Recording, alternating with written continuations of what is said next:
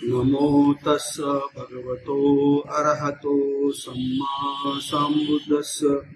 नमो तस् भगवतो अरहतो सम्मा सम्बुद्धस्स। नमो तस् भगवतो अरहतो सम्मा सम्बुद्धस्स। तसेच डॉक्टर बाबासाहेब आंबेडकर यांना मी विनम्र अभिवादन करतो। त्याचप्रमाणे पूज्य बंतेजी यांनाही विनम्र अभिवादन। चलो बुद्ध की ओर या उपक्रमांतर्गत संघ मित्रा उद्देश सामाजिक संस्था याच्या माध्यमातून जो धम्मदेशनाचा उपक्रम राबवण्यात येत आहे, त्या उपक्रमामध्ये आपण सर्वजण उपस्थित आहात। आपण असे सप्रेमतेने आज या ठिकाणी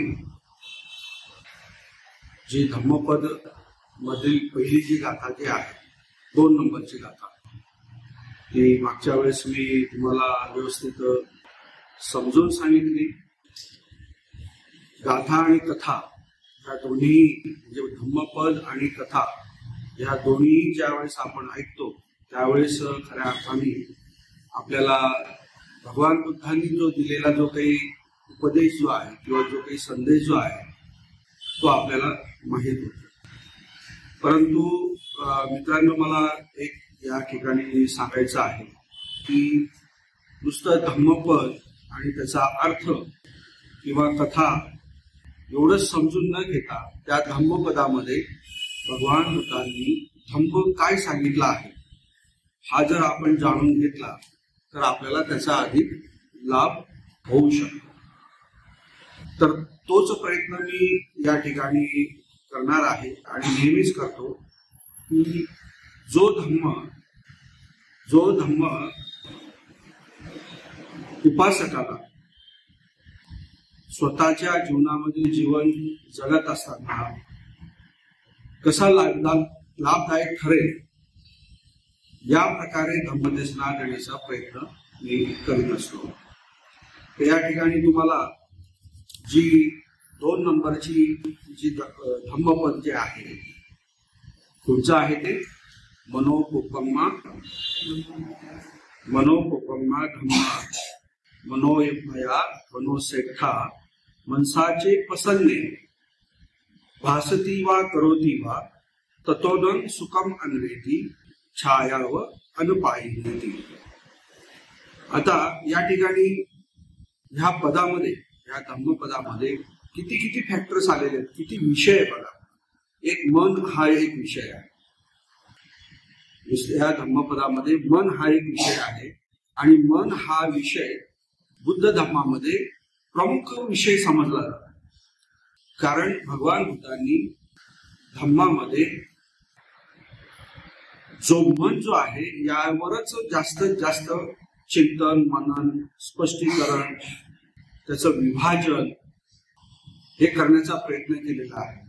आणि मनाची विशुद्धी किंवा मनाची विमुक्ती, मन जे आहे ते विकारमुक्त होणे यावरती भगवान बुद्धांनी जास्त भर दिलेला आहे आणि तोच अंतिम ध्येय भगवान बुद्धांनी ठेवलेला आहे। आणि तेच ध्येय म्हणजे काय? निब्बाणाला जाणे। आता हे जे निब्बाण जे आहे, हे आपण म्हणतो निर्वाण, निब्बाण वगैरे आपण जे म्हणतो, तर नेमकं काय असतं निब्बाण किंवा निर्वाण म्हणजे काय असतं? तर मित्रांनो, यामध्ये ही एक अशी एक अवस्था आहे, निब्बाण ही एक अशी अवस्था आहे की त्यामध्ये तुमचं जे चित्त असतं किंवा जे मन जे असतं ते संपूर्ण विकार रहित असतं। आता विकार रहित म्हणजे काय, नेमकं विकार काय आहे हे सगळं तुम्हाला माहित आहे।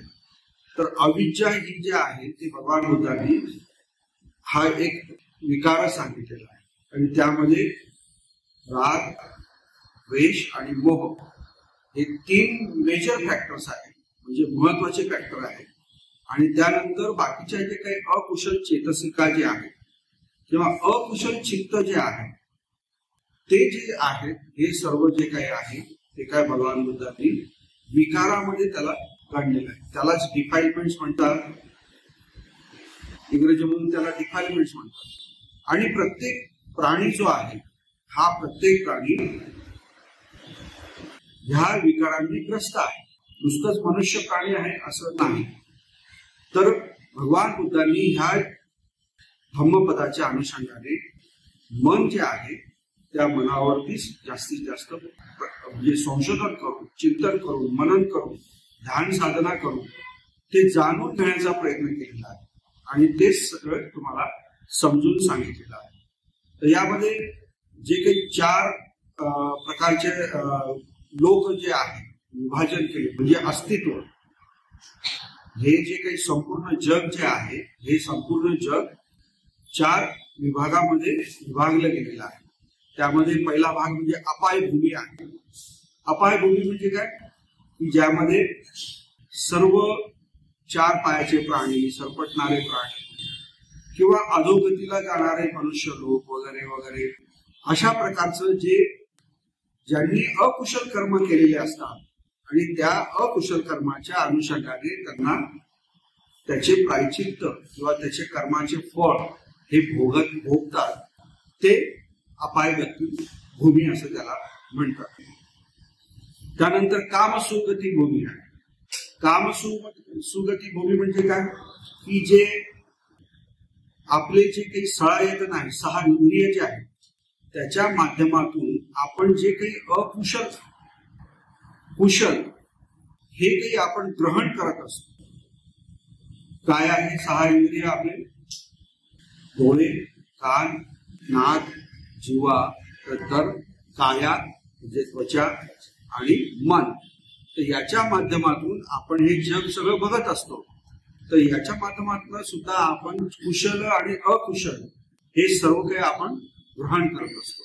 यालाच भगवान बुद्धांनी मन हा एक फॅक्टर सोडला तर पंचकामगुण म्हटलेला आहे. आणि संपूर्ण विश्व, संपूर्ण मनुष्य या कामगतीमध्ये, या काम लोकामध्ये म्हणजे ह्या अस्तित्वामध्ये गुरफटलेला आहे. आपण सगळेजण कशामध्ये गुरफटलेले आहोत?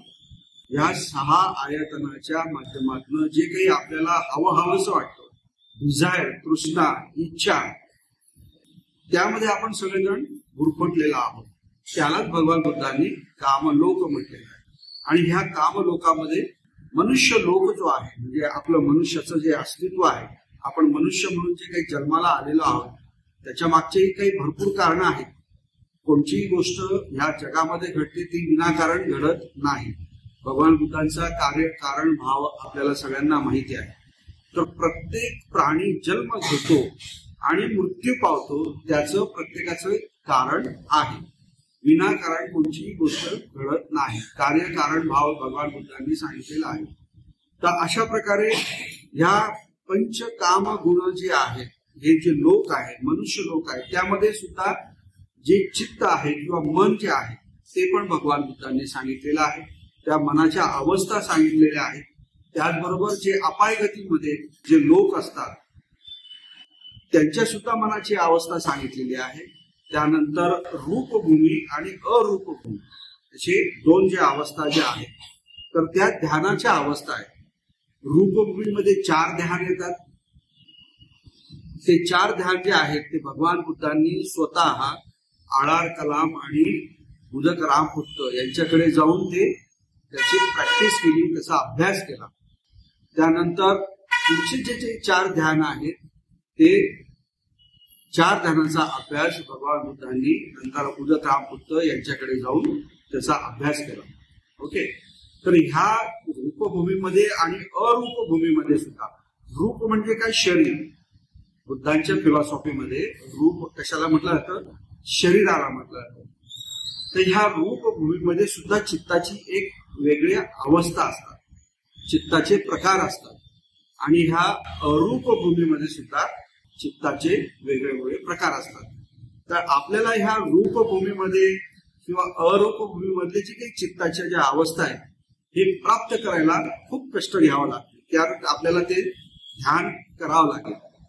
आणि जे काही अपायगतीमध्ये असतात, जे लोक पाप कर्म करतात, जे अकुशल कर्म करतात, त्यांना त्याप्रमाणे त्यांचे म्हणजे कर्माचे फळ भोगतात आणि त्यानुसार त्यांचे ते चित्ताच्या अवस्था असतात. तर अशा प्रकारे भगवान बुद्धांनी मनाचा ह्या चारही भूमीमध्ये चित्तांच्या अवस्था सांगितलेल्या आहेत. आणि त्या अवस्था ज्या आहेत म्हणून त्यामध्ये काय म्हटलंय, मनोकुपम्मा धम्मा, या चित्ताच्या अवस्थेच्या ज्या आहेत त्या आधी येत असतात, नंतर मग धम्म तर हा कंटिन्यू असतोच, कायम असतो, तो लुप्त होतो, फक्त नष्ट होत नाही. तर तो धम्म ज्यावेळेस आपल्या मनामध्ये उत्पन्न होतो, आधी मनच त्याला ग्रहण करत असते. म्हणून भगवान बुद्धांनी काय म्हटलेलं आहे, मनोकुपम्मा, म्हणजे मन हे सर्वाधिक आधी कार्यरत होते. मन हे आधी सर्व कार्यरत होते. तुम्ही कोणतंही कार्य करायला जा, आता इथून तुम्ही उठलात आणि मला स्वयंपाक करायला जायचंय असं म्हटलं तर सर्वात आधी हा जो विचार जो आहे हे कुठे उत्पन्न होतं, मनामध्ये उत्पन्न होतो, नाही का. नंतर मग उठणे, बसणे, जाणे, स्वयंपाक करणे वगैरे हा काय आहे, सगळा हा कार्य भाग आहे. तर तो कार्यभाग केव्हा असतो, तो मनाच्या नंतर असतो. कोणतंही कार्य घ्या, मनुष्य आहे, समजा मनुष्य ऑफिसला जायचंय, त्याच्या मनामध्ये चित्तामध्ये असा विचार येतो की मला ऑफिसला जायचंय. तर सर्वात आधी कुठे विचार येतो, मनामध्ये, चित्तामध्ये विचार. तर मन हे काय आहे, प्रधान आहे. मन हे काय आहे, प्रधान आहे, श्रेष्ठ आहे, प्रमुख आहे. तर अशा प्रकारचं भगवान बुद्ध पहिली जी ओळ जी आहे, मनोमया किंवा मनोसेठा, मनोकुपम्मा धम्मा, मनोमया मनोसेठा, अशा प्रकारे मनाचं जे काही वर्णन जे आहे, चित्ताचे जे काही वर्णन जे आहे ते भगवान बुद्धांनी या ठिकाणी दिलेलं आहे. तर ह्या गोष्टी आपल्याला धम्म जाणून घ्यायचा म्हणजे काय, नुसतंच बोधकथा ऐकायच्या का आपण, नुसत्याच बोधकथा ऐकायच्या, बोधकथा ऐकाव्या माणसाने, त्याबद्दल काही वादच नाही, त्यातनं शिकायला मिळतं. परंतु ह्या बोधकथा किती वेळ तुमच्या मनावरती बिंबलेल्या असतात, किती वेळ लक्षात राहतात. इथून तुम्ही गेलात, घरी जाईपर्यंत जेवढं ऐकलेलं त्याचं निम्म तुम्ही विसरलेलं असतात, दुसऱ्या दिवशी त्याच्या निम्मे विसरलेले असतात, तिसऱ्या दिवशी आणखी परत विसरले असतात. आणि जो काही मूळ स्वभाव असतो आपला किंवा मूळ विचार असतो त्याप्रमाणे आपण वागायला सुरुवात करतो. परंतु ज्यावेळेस तुम्ही धम्माचं आचरण म्हणजे स्वतः अनुभव घ्या, त्यावेळेस खऱ्या अर्थाने तो जो अनुभव जो आहे तो चिरकाल तुमच्या जीवनामध्ये टिकत असतो आणि त्यानुसारच तुम्ही कार्य करता. तर अशा प्रकारे भगवान बुद्धांनी जे मनाचे प्रकार सांगितलेले आहेत ते आपण बघितले. आता ह्या मनाच्या द्वारे आता आपण काय काम लोकांमध्ये आहोत, तर काम लोकांमधले जे काही चित्त आहे ते अनेक प्रकारचे आहे.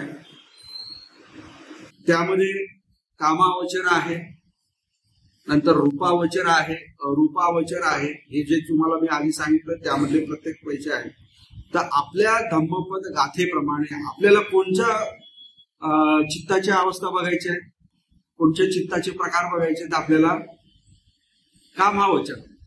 कारण आपण पण आहोत कामावचरामध्ये मनुष्य लोक आहे, म्हणून ते बघणं आपल्याला आवश्यक आहे.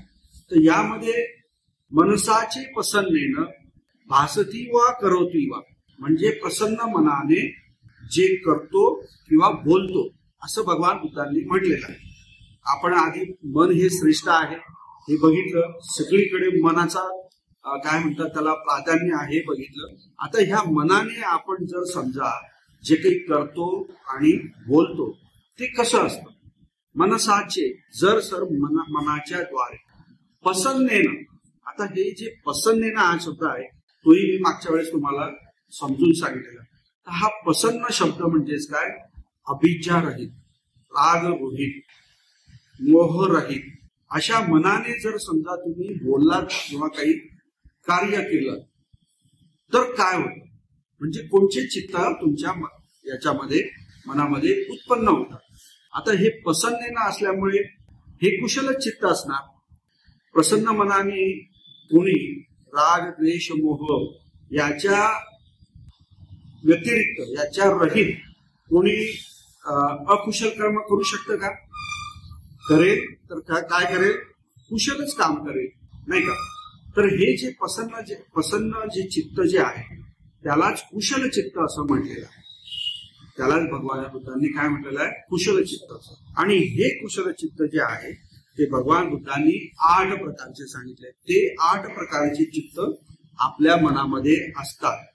मन दुसरं तिसरं काही नसून चित्त आणि चेतसिका या दोघांचं कॉम्बिनेशन केलं की मनाची उत्पत्ती होते. आणि मन हे कुठे राहतं, कुठे बसतं, कुठे स्थान आहे त्याचं, कोण सांगू शकतं? मन जे आहे कुठे असतं? हृदयामध्ये असतं का डोक्यामध्ये असतं? मन कुठे राहतं? कुठून आपल्याला ह्या सगळ्या गोष्टी कळत असतात?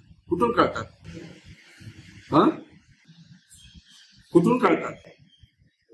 मनाचं स्थान जे आहे ते आपलं काय आहे? हृदय आहे. आपण मनाचं स्थान आता बघतो कुठे? डोक्यामध्ये. संस्कारात डोक्यातून आपण विचार करतो, येऊ करतो, ते करतो.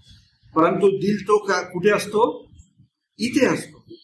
ज्याचं हृदय बळकट त्याचा मनाचा जो व्याप जो आहे किंवा शक्ती जी आहे ती काय असते? बळकट असते. तर हे जे मन जे आहे ते प्रसन्न मनाने. आता ह्या प्रसन्न मनाचा आणखी एक दुसरा अर्थ आहे श्रद्धा. श्रद्धेने जर समजा तुम्ही एखादं कार्य केलं तर ते पूर्णत्वास जातं, यशस्वी होतं. श्रद्धेने जर कोणतंही कार्य केलं किंवा बोललात तुम्ही तर ते काय होतं? पूर्णत्वास जातं किंवा यशस्वी होतं. आता ही जी श्रद्धा जी आहे, हा श्रद्धा हा विषय फार महत्वाचा आहे आणि मोठा आहे. बुद्ध धर्मामध्ये श्रद्धा मी मागच्या वेळेस सांगितलं की ही पहिली पायरी आहे. विना श्रद्धा तुम्ही धम्मामध्ये प्रवेश करू शकत नाही किंवा श्रद्धेला टाळून तुम्ही निपाणाकडे जाऊ शकत नाही. कारण श्रद्धा ही तुमच्यामध्ये काय काय उत्पन्न करते? विश्वास उत्पन्न करते. विश्वास उत्पन्न करते. आणि एखाद्या कार्याबद्दल तुमच्या मनामध्ये विश्वास नसेल, तुम्ही जर त्या कार्याच्या बाबतीमध्ये जर संशयित असाल तर ते कार्य पूर्णत्वास जाऊ शकतं का? त्यामध्ये यश मिळू शकतं का? नाही मिळू शकत. तुम्हाला संसार करायचा आहे, जर संसारावर तुमचा विश्वासच नसेल, काय ते नवरा, काय ते मुलं, काय ते घरदार आणि काय नकोय आपलं, बरं आहे एकटं राहणं किंवा नुसतं आपलं कुठेतरी हिंडणं वगैरे, दुसरा काहीतरी उद्योग केलेला बरा. असं जर तुमच्या चित्तामध्ये जर अवस्था असेल तुमच्या चित्ताची आणि बळजबरीने तुमचं लग्न लावून दिलं तर तुम्ही ते संसार कराल का? पूर्ण मधूनच सोडून द्या. तर तुमचा विश्वास त्या कार्यावर असणं फार महत्वाचं आहे. आणि अशा श्रद्धेने भासती वा करोती वा. आता ही श्रद्धा जी आहे त्याचं डिटेल वर्णन मी तुम्हाला देणार आहे. कारण ती श्रद्धा आज तुम्हाला स्वतः सोबत घेऊन जायची आहे. धम्मावरती दृढ झालेली श्रद्धा तुम्हाला आज स्वतः घेऊन जायची आहे. आणि तीच प्रथम पायरी घेऊन तुम्हाला धम्मामध्ये प्रवेश करायचा आहे. आजचा जो प्रयोग जो आहे आपला तो काय आहे? श्रद्धायुक्त होणे, श्रद्धामय होणे. जोपर्यंत तुम्ही श्रद्धा बुद्धावरती, धम्मावरती आणि संघावरती ठेवत नाही तोपर्यंत तुम्ही पुढे शिलाचं सुद्धा पालन नीट व्यवस्थित करू शकत नाही. अशा श्रद्धेने जे भासती वा करोती वा. तर मग याचे परिणाम काय होतात ते पुढच्या वेळेस भगवान पुढच्या पंक्तीमध्ये भगवान बुद्धाने दिलेला काय सांगितलंय? ततोनं सुखम अन्वेती. म्हणजेच काय? त्यामुळे काय? त्या व्यक्तीला सुख काय त्याच्या मागे येत असतं. बरोबर. आता हे जे मन जे आहे कुशल कर्म तुम्ही जे करता तर कुशल कर्म तुम्हाला कुशल चित्तानेच करावं लागेल. कुशल कर्म तुम्हाला कुशल चित्तानेच करावं लागेल. तर मग हे चित्त जे 8 प्रकारचे आहेत त्यातले 2 ते 3 चित्त मी तुम्हाला सांगतो. म्हणजे तुम्हाला आपल्या मनामध्ये अशाही प्रकारचे काहीतरी चित्त उत्पन्न होतात आणि आपण तसे कार्य करतो याची तुम्हाला काय होईल? जाणीव होईल. तर पहिलं चित्त यामध्ये भगवान बुद्धांनी सांगितलेलं आहे सोमनस्स सहगतं ज्ञान संपयुक्तं असंकारिकं एकम. आता यामध्ये बघा भगवान बुद्धांनी इतकं डिटेल सगळ्या गोष्टी वर्णन केलेल्या आहेत आणि त्याही पालीमध्ये अगदी सूक्ष्म स्तरावरती आहे. आपण ते वाचत नाही आणि तो तुमचा दोष नाही. तुम्ही पाली भाषा न शिकल्यामुळे तुम्हाला ते वाचता येत नाही. आणि जे कोणी वाचत नाही आणि धम्मदेशना देतात ते एखाद्या वेळेस चुकीचाही अर्थ निघू शकतो किंवा सांगू शकतात. परंतु पाली भाषा येणं हे बुद्ध धम्मामध्ये खरंच तुम्हाला जर पकायचं असेल तर खूप खूप आवश्यकता आहे. तर यामध्ये काय म्हटलेलं आहे, सोमनस्स सहगत. सोमनस्स म्हणजे काय? सोमनस्स म्हणजे काय? आनंद मनाची अवस्था. आणि सहगत म्हणजे त्याच्या सोबत. आणि ज्ञान संपयुक्त म्हणजे जे तुम्ही काही करीत आहात, जे तुम्ही काही करीत आहात त्याची पूर्ण जाणीव तुम्हाला असणे, त्याची पूर्णपणे जाणीव असणे. असं कुठल्याही प्रकारे म्हणजे निष्काळजीपणाने झोपेमध्ये करायचं म्हणून करायचं वगैरे अशा प्रकारे चित्ताची अवस्था नाही, तर ते तुम्ही जाणीवपूर्वक करत असतात ती गोष्ट, त्यालाच काय म्हणतात, ज्ञान संपयुक्त. आणि असंकारिक म्हणजेच काय, कोणीही तुमच्यावरती कुठल्याही प्रकारचे संस्कार केले नाही की तू बाबा हे अशा प्रकारचं कार्य कर. हे तुम्हाला स्वतःच्या चित्तातून उत्पन्न झालेलं असतं. आलं लक्षात? हे कार्य जे आहे तुमच्या मनामध्ये कसं उत्पन्न झालेलं असतं की तुम्ही स्वतः ते तुमच्या मनामध्ये उत्पन्न केलेलं असतं. अशा प्रकारचं एक चित्त भगवान बुद्धांनी पहिलं चित्त सांगितलेलं. आता हे चित्त केव्हा उत्पन्न होतं, कसं उत्पन्न होतं, कधी त्याचा अनुभव घेतलाय का तुम्ही?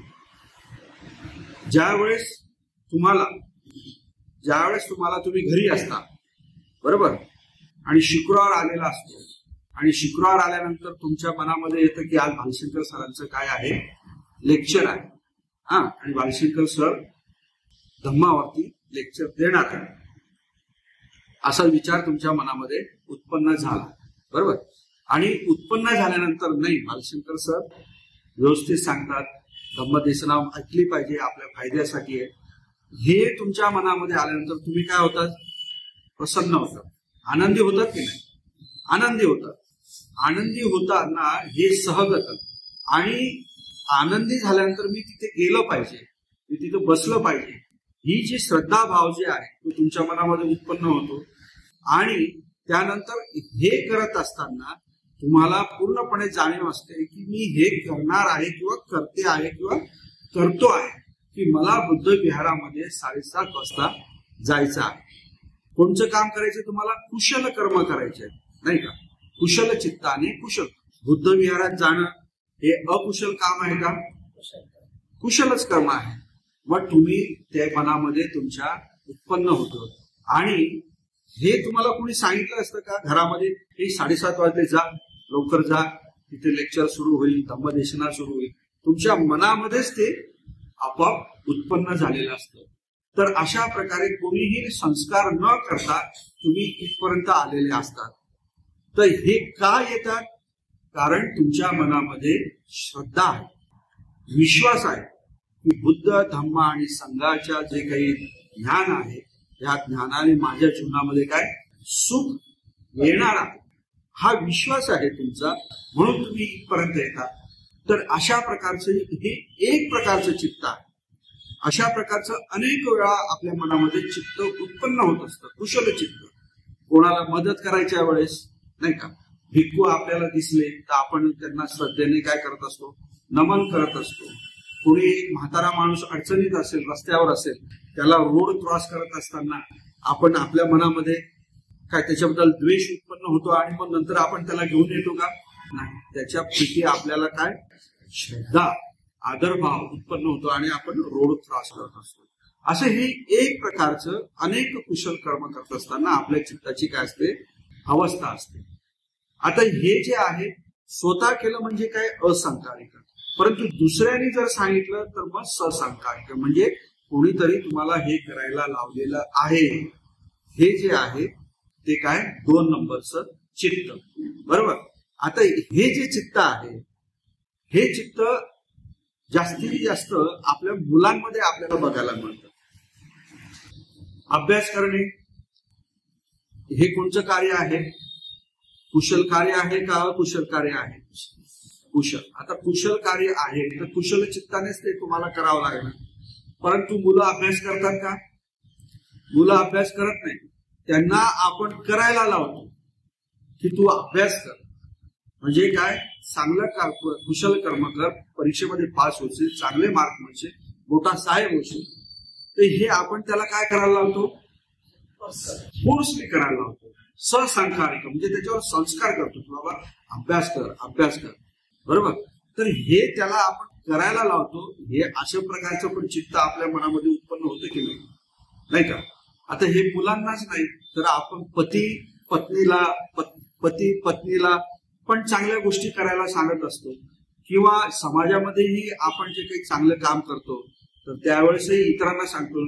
आपण बुद्ध विहारामध्ये जर समजा येत असो स्वतःहून आणि रस्त्यात जर आपला मित्र भेटला, अरे चल तू पण चल बुद्ध विहारामध्ये, खूप छान तिथे धम्मादेश नामतात, म्हणजे काय, त्या व्यक्तीला तुम्ही काय केलं, पुश केलं, संस्कार केलं. तर तेच सुद्धा काय तुमच्या मनामध्ये उत्पन्न झालं की नाही, दुसऱ्या प्रकारचे चित्त. असे प्रकारचे 8 प्रकारचे चित्त, कुशल चित्त तुमच्या मनामध्ये उत्पन्न होत असतात आणि त्याच्यानुसार तुम्ही काम करत असतात. हे जो चित्ताचा आणि चित्त मन वगैरे आहे, याचा जो भाग जो आहे तुम्हाला, म्हणजे सेकंद म्हणतो ना आपण, त्याच्याही म्हणजे फ्रॅक्शन तुकडे करून 1000 एवढ्या कमी अवधीमध्ये तुमच्या मनामध्ये ह्या सगळ्या घटना घडत असतात. परंतु आपण कधी आतमध्ये आपण बघितलं नाही की आपलं मन कसं कार्य करत आहे. कधी केलं का आपण प्रयोग, नाही. त्याने जसं सांगितलं, त्याला जसं आवडलं त्याप्रमाणे आपण सगळ्या काही गोष्टी करत असतो.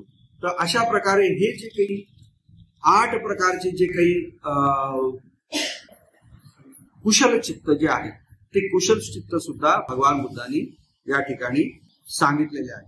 तर हे सगळं कशामुळे होतं, श्रद्धेमुळे, प्रसन्न चित्ताने होतं आणि त्यामुळे काय, सुख तुम्हाला प्राप्त होतं. आणि हे जे सुख जे आहे, सुख म्हणजे काय, सुख म्हणजे काय, आनंद, प्रीती, प्लेजर, की ज्यामुळे तुमच्या मनामध्ये दुःख उत्पन्न होत नाही. मग हे जे सुख जे आहे, हे सुख तुमच्या सोबत कसं राहतं, भगवान बुद्ध कसं म्हणतात की छाया व अनपाही, म्हणजे छाया किंवा म्हणजे छाया सारखी. छाया ही कधीच आपल्याला दर्द त्रास देणारी असते का, छाया ही नेहमी सुख देणारी असते आणि ती कधीही साथ न सोडणारी असते. म्हणून भगवान बुद्ध म्हणतात की हे जे सुख आहे तुमच्या ह्या कुशल चित्ताने, मनसाचे प्रसन्नेनं, श्रद्धेने तुम्ही जे काही करतात बोलतात, त्याच्याने जे काही सुख येते ते काय, छायेसारखं असतं आणि ते कधीही साथ न सोडणार असतं. तर अशा प्रकारे भगवान बुद्धांनी ह्या धम्मपदामध्ये पूर्णपणे तुम्हाला धम्म सुद्धा सांगितलेला आहे. हा धम्म जाणून घेणे सुद्धा महत्वाचं आहे, बरोबर. हा धम्म सुद्धा जाणून घेणे महत्वाचं आहे. तर यामध्ये भगवान बुद्धांनी जास्त जोर कशावरती दिलेला आहे, कशावरती दिलेला आहे, प्रसन्नेनं, म्हणजे काय, श्रद्धेने. आणि आधीच्या धम्मपदामध्ये कोणचा शब्द आहे याच्या विरोधामधला, कोणचा आहे, नाही, प्रसन्न आणि दुसरा पदुठ्ठेनं, म्हणजेच काय, प्रदूषित मन. पहिल्या गाथेमध्ये प्रदूषित मनाने तुम्ही जर समजा काही गोष्टी केल्या किंवा बोललात तर दुःख तुमच्या मागे येतं, असं आहे. आणि इथे काय आहे, तुम्ही जर प्रसन्न म्हणजे श्रद्धेने जर समजा तुम्ही एखादं कार्य केलं तर सुख तुमच्या मागे येतं. तर ही जी प्रसन्नता जी आहे किंवा श्रद्धा जी आहे, भगवान बुद्धांनी यालाच श्रद्धा म्हटलेलं, प्रसाद म्हणजेच काय, श्रद्धा, यालाच श्रद्धा म्हटलेलं आहे. तर ही जी श्रद्धा जोपर्यंत तुमच्या मनामध्ये उत्पन्न होत नाही तोपर्यंत तुम्ही स्वप्नातही बघू नका की मी बुद्धाचा अनुयायी आहे, असं तुम्ही म्हणूच शकत नाही. मी बुद्धाचा फॉलोअर आहे, बुद्ध धम्माचा फॉलोअर आहे, असं होऊ शकत नाही.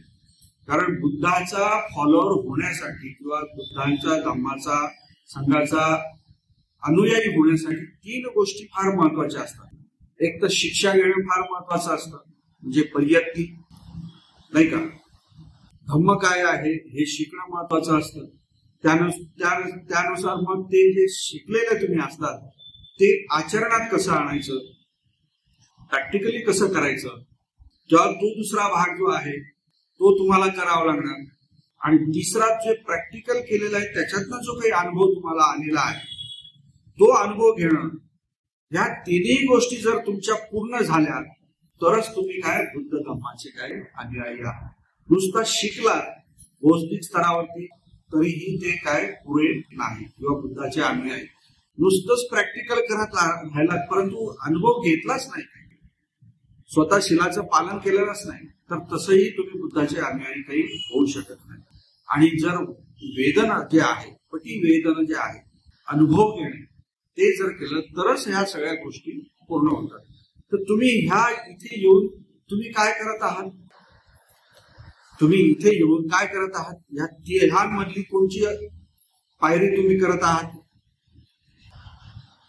परियत्ती, पटीपत्ती आणि पटीवेदन यामधला कोणचा भाग तुम्ही शिकत आहात? कोणचा भाग शिकत आहात? ज्ञान घेतात ना, शिक्षा म्हणजेच काय परियत्ती. तर यानंतर मग तुम्हाला प्रॅक्टिकल करायचं आहे.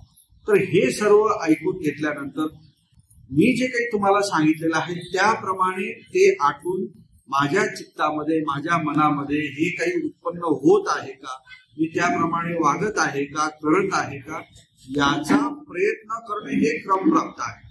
तसं जर तुम्ही केलं नाही तर नुसतं हे ज्ञान जे आहे ते नंतर काही वेळाने काय लुप्त होऊन जाईल. तर अशा प्रकारे श्रद्धा म्हणजे काय हे आता आपल्याला या ठिकाणी समजून घ्यायचं आहे. कारण माझा प्रयत्न तुम्हाला आज हाच आहे, श्रद्धावान बनवणे. आलं लक्षात? श्रद्धावान बनणे हे फार महत्वाचं आहे. कारण श्रद्धेच्या शिवाय तुम्हाला कोणतीच गोष्ट तुम्ही करू शकत नाही. नाहीतर मग वरच्यावर विद्यार्थी सुद्धा त्याचा अभ्यासावरती श्रद्धा असेल तर तो कोणालाही न सांगता तो करणार. श्रद्धाच नसली, विश्वासच नसला तर तो कशाला करतो? तर करत नाही, अभ्यासच करत नाही. एखादा व्यक्ती ऑफिसमध्ये का जे काही काम करतो आहे त्याच्यावर त्याचा विश्वासच नाही, त्याच्यावर त्याचा श्रद्धाच नाही, तर तो ऑफिसमध्ये सुद्धा व्यवस्थित काम करत नाही. एखाद्याची संसारावरती श्रद्धा नसेल तर तोही व्यक्ती संसार नीट करत नाही. तर भगवान बुद्धांनी ह्या श्रद्धेचं महत्व आपल्या त्रिपिटकामध्ये, धम्मामध्ये, पदोपदी सूक्तांमध्ये सांगितलेलं आहे. तर ह्या श्रद्धेला भगवान बुद्धांनी कशाची उपमा दिलेली आहे माहितीये? ती जर उपमा तुम्ही ऐकली तर तुम्हाला एकदम चांगल्या प्रकारे कळेल की श्रद्धा ही किती महत्वाची आहे. श्रद्धेला भगवान बुद्धांनी बीजाची उपमा दिलेली. बीज, श्रद्धा काय आहे? बीज आहे. बी नाही का? आता बी म्हटल्यानंतर तुम्हाला माहिती बी काय करत असते, किती ताकद असते त्याच्यामध्ये, असते आकाराने छोटी, परंतु किती मोठं वृक्ष त्याच्यावरती होतं नाही का? वृक्ष जो आहे, झाड जे आहे ते किती मोठ्या प्रमाणामध्ये येतं, दिसायला एवढंच. त्या श्रद्धेला योग्य प्रकारे जर खत पाणी घातलं गेलं तर तुमचं सुद्धा हा धम्माचा, तुमच्या मनामध्ये धम्माचा जो वृक्ष जो आहे तो मोठा झाल्याशिवाय राहणार नाही. म्हणून भगवान बुद्धांनी ह्या श्रद्धेला काय म्हटलेलं आहे? बीज म्हटलेलं आहे. तर हे बीजच जर तुमच्या मनामध्ये नसेल, तुमच्यामध्ये नसेल तर तुम्ही निर्वाणाकडे कसे जाणार? नाही जाऊ शकत. निब्बाणाकडे कसे जाणार? नाही जाऊ शकत. तुम्ही अरहंत पदाकडे कसे जाणार का? नाही जाऊ शकत. तर हे जे बीज जे आहे हे फार महत्वाचं आहे. आणि तुम्हाला सांगतो की हे जे बीज जे आहे हे प्रत्येक व्यक्तीच्या मध्ये असतेच असं नाही. जगामध्ये श्रद्धावान जसे लोक आहेत तसे अश्रद्धावान लोक पण आहेत, आजही आहेत. इव्हन भगवान बुद्धांच्या काळामध्ये सुद्धा अश्रद्धावान लोक भरपूर होते. त्यांनी धम्माचा फायदा घेतला नाही, लाभ घेतला नाही, त्यांचा कुठलाही फायदा झाला नाही. जे जसे आले मनुष्य लोकात तसेच ते मृत्यू पावून दुसऱ्या कुठल्या परलोकामध्ये गेले ते त्यांनाच माहिती. म्हणजेच काय, श्रद्धावान होण्यासाठी तुमच्यामध्ये ते बीज जे आहे ते असणं आवश्यक आहे. तर हे बीज जे आहे तर भगवान बुद्धांनी जो भारद्वाज नावाचा जो एक ब्राह्मण जो होता, ज्यावेळेस तो लोकांना भोजन दान देत होता आणि त्यावेळेस ज्यावेळेस भगवान बुद्ध तिथे आले, भगवान बुद्धांना कळालं की ह्या भारद्वाजला जर समजा मी धम्म देशना दिली तर हा अरांत शिकला जाऊ शकतो, त्याला धम्म कळू शकतो. पण भगवान बुद्ध स्वतः चालत आले आणि त्यांना येतानाच त्या भारद्वाज ब्राह्मणांनी बघितलं की हा मुंडक म्हणजे काय, केस काढले, जसं आज मी पण काढलेले, बत्तीजींनी काढलेले, आम्ही कोण आहोत, मुंडक आहोत. आलं लक्षात. तर त्या भारद्वाज ब्राह्मणाने बघितले की हा मुंडक जो आहे समण हा इकडेच येतो आहे, तर त्याच्या मनामध्ये द्वेष उत्पन्न झाला. कारण ब्राह्मणांच्या बाबतीमध्ये त्या काळामध्ये असं झालं होतं की भगवान बुद्धांनी सगळ्यांना काय धम्मदेशना दिल्यामुळे बऱ्याचशांचा विश्वास जो आहे ब्राह्मणांनी सांगितलेल्या धम्मावरून काय बुद्धांकडे वळालेला होता. त्यामुळे साहजिकच बुद्धांमध्ये ब्राह्मणांमध्ये काय द्वेष निर्माण व्हायचा. आणि जसे जवळ आले बुद्ध तर त्यावेळेस म्हणजे हे मुंडका तू इकडे कशाला आलास, काय तुझं जे काय हे जे काही मी जे करतो आहे, जो भोजन लागतो, मी कार्य करतो, कर्म करतो, कष्ट करतो, त्याच्यातनं मग हे पीक उत्पादन म्हणजे शेती करतो वगैरे, मग त्यातनं पीक येतं, त्यातनं अन्न तयार होतं आणि मी ते हे देतोय. तू काय करतोस, नुसतंच लोकांकडे जायचं, दारापुढे उभं राहायचं, भिक्षा घ्यायची आणि परत घरी जायचं, ध्यान मग्न बघायचं वगैरे वगैरे, अशा प्रकारचा तो उपहासात्मक भगवान बुद्धांना बोलतो. परंतु भगवान बुद्ध त्यावेळेस म्हणतात त्या व्यक्तीला की जसा तू शेतामध्ये पीक उगवतोस ना, त्याप्रमाणे मी सुद्धा धम्माच्या शेतीमध्ये लोकांमध्ये काय प्रज्ञा निर्माण करत असतो, धम्म निर्माण करत असतो. आणि हे जे काही तू काही साहित्य वापरतो शेतीसाठी, बी वापरतो, नंतर काय नांगर वापरतो नाही का, तर ते सुद्धा काय आहे, सध्या जे आहे ते माझं काय आहे, बीज आहे. आलं लक्षात, ते माझं बीज आहे.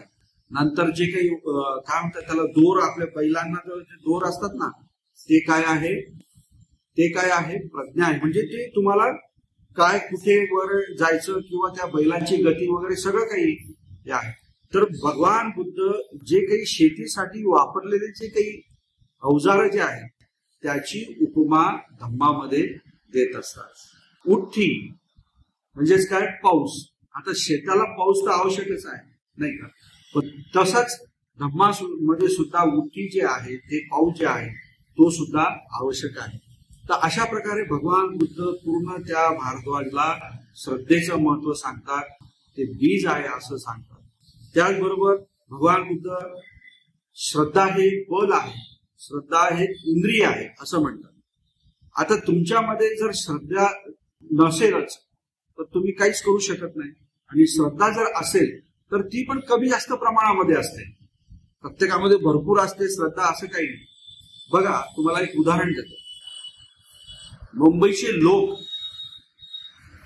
उन्हाळ्यामध्ये पावसाळ्यामध्ये शिर्डीला जातात. काय घेऊन जातात, ते पालखी घेऊन जातात.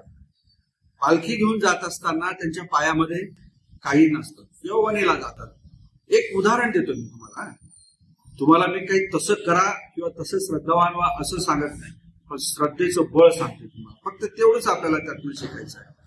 ते लोक तिथून पायी पायी शिर्डीला जातात, पायी पायी जातात. हे बळ त्यांना कशातून येतं, श्रद्धेतून येतं. पायाला त्रास होत असतो, चटके बसत असतात नाही का, मध्ये बसावं लागतं, कधी कधी रक्त येतं. हे कशामुळे ते म्हणजे ते सहन करू शकतात, केवळ श्रद्धा करू शकतात. किंवा वनीलाही जाताना लोक पायी पायी जातात. आता जर मी तुम्हाला म्हटलं की या ठिकाणाहून तुम्ही इथं आपलं बुद्ध लेणीला विहार आहे, इथून आपण सगळेजण पायी पायी त्या ठिकाणी जाऊया, चालायचं? आत्ताच म्हणतो मी तुम्हाला, येऊ शकता तुम्ही? हे बघा, सागर सरांनी येऊ ना असं म्हटल्याबरोबर त्यांच्यामध्ये जी काही श्रद्धा जी आहे ती लगेच प्रकट झाली आणि त्यांना बळ मिळालं की ते तयार झाले. परंतु आपण नाना प्रकारच्या, आपली श्रद्धाच नसल्यामुळे नाना प्रकारचे कारण, मी जाऊ शकेल का, येऊ शकेल का, अशा पद्धतीच्या आपल्या मनामध्ये भावना निर्माण होते. बरोबर. तर हे जे बल जे आहे 5 प्रकारचे आहेत. तर त्यामध्ये भगवान बुद्धांनी पहिला नंबर श्रद्धेलाच दिलेला आहे. पहिला नंबर श्रद्धेला दिले, नंतर वीर्य, नंतर सती, नंतर समाधी आणि नंतर प्रज्ञा. आलं लक्षात? हा जो क्रम आहे, तर श्रद्धा असल्याशिवाय तुम्ही वीर्य म्हणजे साहस करू शकत नाही. जसं की सागर सरांनी म्हटलं की नाही येऊ ना आपण जाऊ ना, हे कशामुळे म्हटलं? त्यांनी लगेच साहस वीरता जे आहे ती दाखवली की येऊ, आणि ही वीरता दाखवल्यानंतर लगेच हा जायचंय आपल्याला आपलं बुद्ध लेण्याला विहारामध्ये. तर त्यांच्या मनामध्ये ती सती जागृत झाली, जागरूकता नाही तिथे जायचंय आपल्याला. ती जायचं म्हटल्यानंतर मग त्यांचे चित्त त्या विहारावरती काय एकाग्र झालं. आलं लक्षात? म्हणजेच काय? समाधी लागली. आले लक्षात? समाधी लागली. त्यानंतर मग प्रज्ञा, म्हणजे विहाराला जाणं चांगली गोष्ट आहे का वाईट गोष्ट आहे हे त्यांनी काय प्रज्ञेने जाणलं. बरोबर नाही? तर ह्या एवढ्या क्रमामध्ये भगवान बुद्धांनी श्रद्धेला काय पहिला नंबर दिला. हे श्रद्धा असल्याशिवाय हे पुढची गोष्ट तुम्ही करू शकतात का? नाही करू शकत. बुद्ध लेण्याला तुम्ही पायी जाऊ शकत नाही. दर रविवारी घरातून तुम्ही पायी जाऊ शकत नाही. तुमच्यामध्ये श्रद्धा प्रबळ आहे. म्हणजे बघा, ह्या विहारामध्ये चांगले तरंग आहे, असे श्रद्धावान व्यक्ती आहेत की ते बुद्धाच्या धम्माप्रमाणे चालतात. Very good. साधू साधू साधू. त्यानंतर इंद्रिय बल, हे सुद्धा 5 सांगितले. आता हे जे इंद्रिय म्हणतो आपण, कशाला इंद्रिय कशाला म्हणतो? इंद्रिय हा शब्द असा आहे, जे अवयव जे आहेत, जे अवयव दुसऱ्या अवयवाचा आधार न घेता ते स्वतःचं काम स्वतःच करतात. ते त्यांचं त्या कृतीवरती, त्या कार्यावरती त्यांचं स्वतःचं राज्य असतं. ते दुसऱ्याला कोणाला इंटरफेअर करू देत नाही. आता डोळा हा इंद्रिय आहे, तर डोळा हा पाहण्याचं काम करतो आणि पाहण्याचं काम हा डोळाच करेल, दुसरं कोणचंच अवयव करणार नाही. हात करू शकतो, कान करू शकतो, नाही करू शकत. अशा प्रकारचे हे इंद्रिय जे आहेत ते पण भगवान बुद्धांनी 5 प्रकारचे सांगितलेले आहेत. त्यामध्ये सुद्धा भगवान बुद्धांनी श्रद्धा जो आहे यालाच पहिला नंबर दिलेला आहे. जोपर्यंत तुमचं श्रद्धा इंद्रिय तुमच्या कार्यान्वित होत नाही किंवा नाही आहे, तोपर्यंत तुम्ही काम करू शकत नाही धम्मामध्ये. नंतर 7 संपत्ती आहे, 7 सदाचार आहेत आणि 7 धन आहे. तर हे जे आहेत त्याच्यामध्ये ही सगळ्यात प्रथम नंबर कोणाचा आहे? 7 संपत्तीमध्ये श्रद्धेचा आहे, धनामध्ये सुद्धा श्रद्धेचा आहे. अशा प्रकारे सगळ्या गोष्टी भगवान बुद्धांनी श्रद्धेच्या बाबतीमध्ये त्रिपिटकामध्ये त्याचं महत्व सांगितलेलं आहे. तर इव्हन म्हणजे तुम्हाला सगळ्यांना माहित असेल, तुम्ही आता बऱ्यापैकी सगळ्या गोष्टी माहित आहेत की भगवान बुद्धांना ज्ञान प्राप्त झालं. तर भगवान बुद्धांना ज्ञान प्राप्त झालं तर आता लोकांना सांगायचंय. तर मग भगवान बुद्धांच्या मनामध्ये विचार आला की लोक तर सगळे आळसामध्ये आहेत, हा धम्म तर फार निपुण आहे, नाही का? म्हणजे काय सूक्ष्म आहे, अणु आहे, अतर्क विचार आहे, हा समजेल का लोकांना? तर त्यांचं मन काय होतं? थोडं हेजिटेट होतं, म्हणजे पुढे मागे होतं की कसं सांगावं, काय सांगावं. बरोबर? तर हे सांगत असताना जो कोण ब्रह्मा जो म्हणून त्यावेळेचा जो व्यक्ती असतो, आता ब्रह्मा वगैरे या शब्दाला अजिबात घाबरायचं नाही. ब्रह्म म्हणजे काय? श्रेष्ठ. ब्रह्म म्हणजे काय? श्रेष्ठ. आणि ब्रह्मा म्हणजे 8 ध्यान प्राप्त केलेला जो व्यक्ती असतो त्याला काय म्हणतात? ब्रह्मा म्हणतात. म्हणजे त्यालाच काय आपण श्रेष्ठ म्हणतो. आता मी 8 ध्यान प्राप्त केलेलं नाहीये, मी श्रेष्ठ आहे का? नाही आहे. बत्तेजींनी 8 ध्यान प्राप्त केलेलं आहे, ते काय आहे? श्रेष्ठ आहे. त्यालाच आध्यात्मिक भाषेमध्ये काय म्हटलं जातं? ब्रह्म म्हटलं जातं, नाही का? ब्रह्मचर्य. बुद्धांनी सुद्धा तुम्हाला सांगितलं की ब्रह्मचर्याचं पालन करा. म्हणजे काय? लगेच हिंदू धर्मामध्ये घुसायचं, अरे ते ब्रह्मचा आपला काही संबंध नाही, ते आपल्याला जमत नाही. त्या ब्रह्म शब्दाला अजिबात घाबरायचं नाही. ब्रह्म शब्द म्हणजे श्रेष्ठ, उत्कृष्ट. तर अशा प्रकारचा जे काही भगवान बुद्धांनी जे सांगितलेलं आहे, 7 समापत्ती किंवा सदाचार किंवा 7 बल, याच्यामध्ये तो पहिला क्रमांक दिलेलाच आहे. परंतु हा जो ब्रह्मा जो आहे, हा ब्रह्मा काय भगवान बुद्धांना येतो आणि सांगतो की तुम्ही असं करू नका. कारण काय, ह्या जगामध्ये काय सगळा काय अंधकार पसरलेला आहे.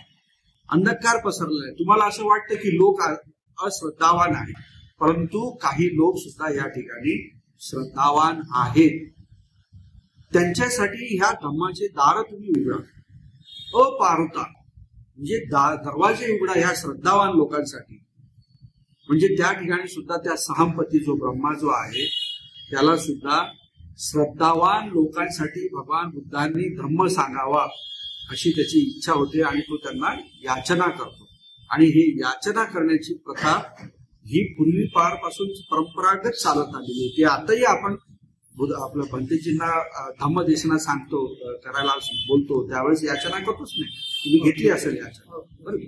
तर अशा प्रकारे त्या ठिकाणी सुद्धा श्रद्धेचं महत्व सांगितलेलं आहे. नंतर आळ कलाम आणि उदक रामपुत्र ह्या दोघांकडे भगवान बुद्ध जातात शिकायला.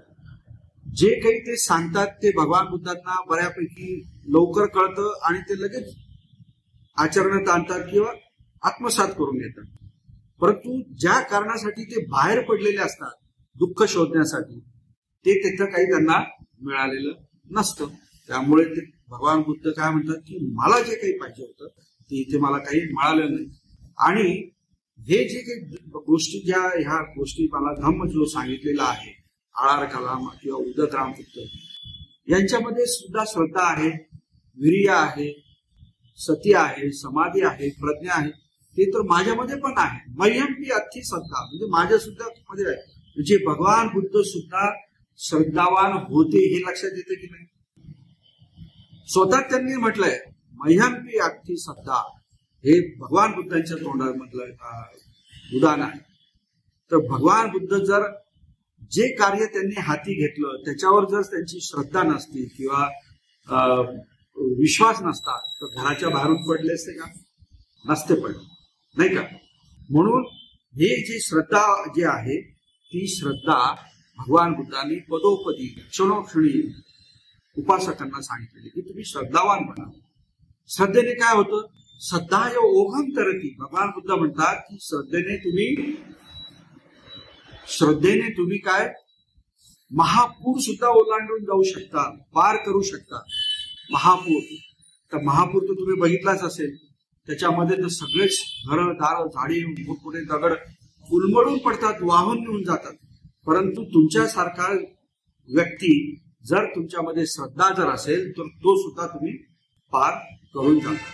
आणि त्याचं बेस्ट उदाहरण जे काही बघा समुद्रामध्ये छोटे छोटे मुलं ते काही 7-7, 8-8 किलोमीटरचं जे समुद्रात ह्या बाजूने त्या बाजूला पोहून जातात.